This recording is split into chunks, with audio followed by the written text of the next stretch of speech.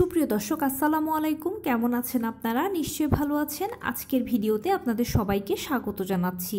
আজকে আমি আপনাদের সাথে খুবই গুরুত্বপূর্ণ একটা টপিক নিয়ে আলোচনা করব।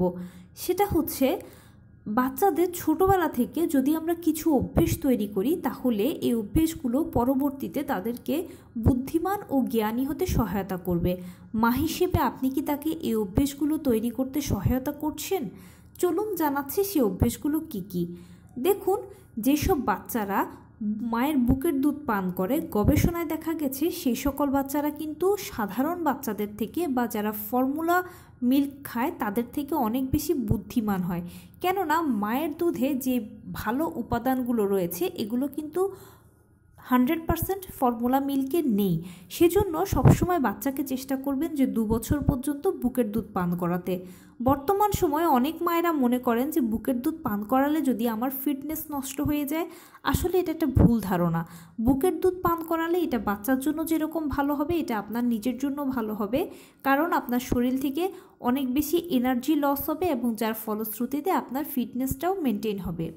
দ্বিতীয় যে অভ্যেসটা সবসময় গড়ে তুলবেন সেটা হচ্ছে খাবারের ব্যাপারে। অবশ্যই বাচ্চাকে পুষ্টিকর খাবার খাওয়াবেন। মৌসুমি ফলমূল, শাকসবজি, মাছ, মাংস, দুধ, ডিম এই খাবারগুলোর প্রতি জোর দিবেন। সবসময় চেষ্টা করবেন সকল ভিটামিন, মিনারেলস, ক্যালসিয়ামগুলো যেন বাচ্চা ঘুরে ফিরে তার খাবারের মাধ্যমে পায় সেটা নিশ্চিত করার চেষ্টা করবেন।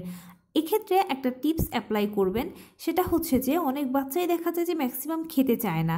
এখন আপনাকে আইডেন্টিফাই করতে হবে আপনার বাচ্চা কী খেতে পছন্দ করে। ধরুন কিছু বাচ্চা আছে হয়তো ভাত, খিচুড়ি এই টাইপের খাবার খেতে পছন্দ করে, তাহলে সকল উপাদানগুলো তাকে আপনি ভাত খিচুড়ির সাথে দিন। অথবা কিছু বাচ্চা আছে দেখা যায় রুটি, প্যানকেক এ জাতীয় খাবার খেতে পছন্দ করে, তাহলে ওই উপাদানগুলো বাচ্চাকে রুটি, প্যানকেকের মাধ্যমে দিন। আমি যদি এক্সাম্পল দিই, ধরুন আপনার বাচ্চা রুটি খেতে পছন্দ করে বা বাচ্চার জন্য আপনি একটা প্যানকেক বানাচ্ছেন, তাহলে আপনি এখানে একটা কাজ করতে পারেন, একটা ডিম দিতে পারেন, দুধ দিতে পারেন, কলা দিতে পারেন বা চটকানো যায় যেসব ফলগুলো সেগুলো দিতে পারেন। সব কিছু মিক্স করে একটা প্যানকেক বানালেন। ওই প্যানকেকটা বাচ্চাকে যখন দিলেন তখন দেখবেন যে অল্প খাবার থেকে সে অধিক পুষ্টি পাবে।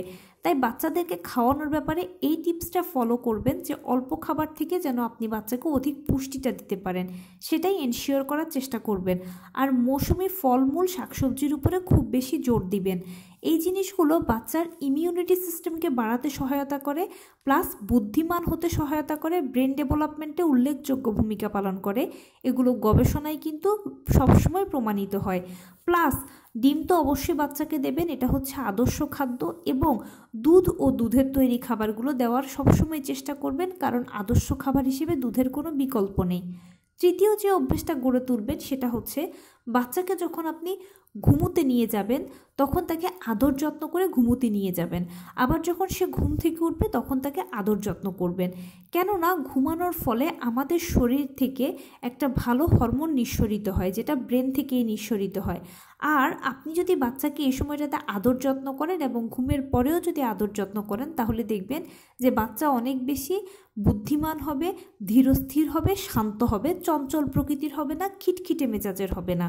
ঘুম, বাচ্চাদের জন্য পর্যাপ্ত পরিমাণ ঘুমানোটা উল্লেখযোগ্য ভূমিকা পালন করে। এছাড়া আপনারা সবাই জানেন যে ঘুম তো আমাদের ব্রেন ডেভেলপমেন্টে সহায়তা করে, সেজন্য বাচ্চা যেন পর্যাপ্ত পরিমাণে ঘুমোতে পারে সেই চেষ্টাটা করবেন। ঘুমোতে যাওয়ার সময় একটা কথা বলি, অবশ্যই চেষ্টা করবেন যে বাচ্চাকে ভালো গল্প, ভালো গান বা একটা ভালো মিউজিকের মধ্যে রাখতে। এর ফলশ্রুতিতে হবে কি যে সে যখন ওই মিউজিকটা শুনতে শুনতে ঘুমাবে বা গান শুনতে শুনতে বা গল্প শুনতে শুনতে ঘুমোবে, তখন সে ওই গল্পের রাজ্যে বা কল্পনার রাজ্যে হারিয়ে যাবে, যার ফলশ্রুতিতে তার বাজে আর কোনো টেনশন বা বাজে কোনো চিন্তা ঘুমের ভেতরে আসবে না। যেমন ধরুন আমি যদি উদাহরণ দিই, আপনাকে যদি বলি যে একটা সুন্দর পরিবেশের মধ্যে চারপাশে অনেক খোলামেলা পাখির ডাক, ফুল, অনেক সুন্দর একটা পরিবেশে আপনি হেঁটে যাচ্ছেন, এটা কি আপনার ভালো লাগবে? আপনি বলবেন হ্যাঁ ভালো লাগবে।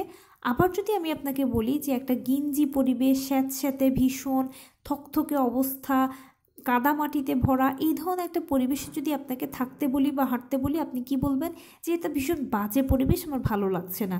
ঠিক সেরকম বাচ্চাদের ঘুমানোর সময় আপনি যদি একটা সুন্দর পরিবেশ তৈরি করেন, তাহলে সে ওই সুন্দর পরিবেশটার মাঝে হারিয়ে যাবে, ভালো চিন্তা করবে, ভালো স্বপ্ন দেখবে এবং তার ভালো ব্রেন ডেভেলপমেন্টে এটা সহায়তা করবে। বাচ্চাকে অবশ্যই খেলতে দেবেন। অনেক মাই কমপ্লেন করে যে আমার বাচ্চা ভীষণ দুষ্ট। এটা কোনো ব্যাপার নয়, বাচ্চাকে খেলতে দিবেন। সে তার মতো করে যখন খেলাধুলো করবে তখন দেখবেন যে তার অটোমেটিক মানসিক বিকাশ হচ্ছে, শারীরিক বিকাশ হচ্ছে, বুদ্ধির ভালো বিকাশ হচ্ছে। ছোটোবেলা থেকেই চেষ্টা করবেন বাচ্চা যেন সিদ্ধান্ত নিতে শেখে। এই জন্য আপনি বাচ্চাকে হেল্প করতে পারেন। যে হেল্পটা করবেন সেটা হচ্ছে, ধরুন আপনি বাচ্চার সাথে খেলাধুলা করছেন, অবশ্যই মায়েরা বাচ্চাদেরকে বেশি সময় দেবেন।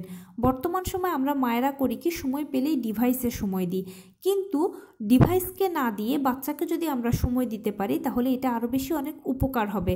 বাচ্চার সাথে আপনার বন্ডিংটা ভালো তৈরি হবে। বাচ্চা কি চায়, কি ভালো কি মন্দ সব কিছু আপনি ইজিলি আইডেন্টিফাই করতে পারবেন এবং পরবর্তীতে সেটাকেই কাজে লাগিয়ে আপনি বাচ্চাকে শেখাতে পারবেন।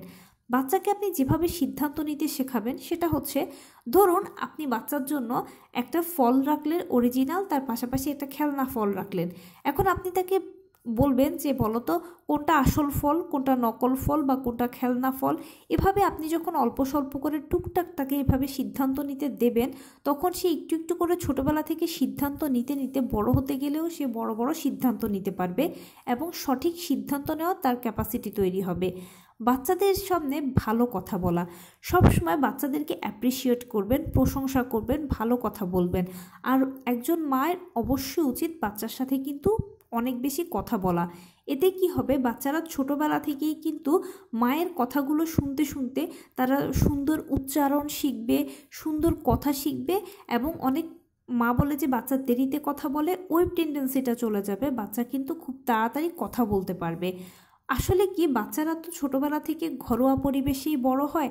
তো আমরা যদি মায়েরা বিশেষ করে, যেহেতু আমরা তাদের সাথে বেশিক্ষণ থাকি, আমরা যদি তাদেরকে এই অভ্যেসগুলো তৈরি করতে পারি ছোট বয়স থেকেই, তাহলে সে দিন দিন যত বড় হবে ততই এই অভ্যেসগুলোর দ্বারা সে অনেক বেশি বুদ্ধিমান হবে, তার সিদ্ধান্ত নেওয়ার ক্যাপাসিটি বাড়বে, তার জ্ঞানের পরিধি বাড়বে এবং অবশ্যই বাচ্চাকে নিয়ে আপনি সবসময় চেষ্টা করবেন বাহিরে হাঁটাচলা করতে বা বাহিরের জগতের সাথে পরিচিত করাতে। এতে তার মন মানসিকতা ভালো থাকবে, সে ভালো ঘুমোবে, ভালো খেতে পারবে এবং আপনার বাচ্চাকে নিয়ে আপনার আর কোনো এক্সট্রা টেনশন করতে হবে না। সে খুব দ্রুত গুড টাচ ব্যাড টাচগুলো শিখে যাবে। তো এই ছিল আজকের ভিডিও। কেমন লাগলো বলুন। যদি ভালো লেগে থাকে ও হেল্পফুল হয়ে থাকে তাহলে প্লিজ লাইক, কমেন্ট, শেয়ার করতে একদম ভুলবেন না। আর সেই সাথে আমার চ্যানেলটিকে সাবস্ক্রাইব করার বিনীত অনুরোধ রইল। পাশে থাকা বেল আইকনটি ক্লিক করে দেবেন যেন আমি ভিডিও আপলোড করার সাথে সাথে আপনারা নোটিফিকেশান পেয়ে যান। যদি কোনো প্রশ্ন থাকে কমেন্টসে জানাবেন, আমি রিপ্লাই দেব। প্লাস যদি কোনো পরামর্শ থাকে যে কোন বিষয়ের উপরে ভিডিও বানালে আপনারা উপকৃত হবেন, সেটাও জানাবেন। আমি আপনাদের পছন্দের সর্বোচ্চ প্রায়োরিটি দেব। ভালো থাকবেন, সুস্থ থাকবেন। আসসালামু আলাইকুম।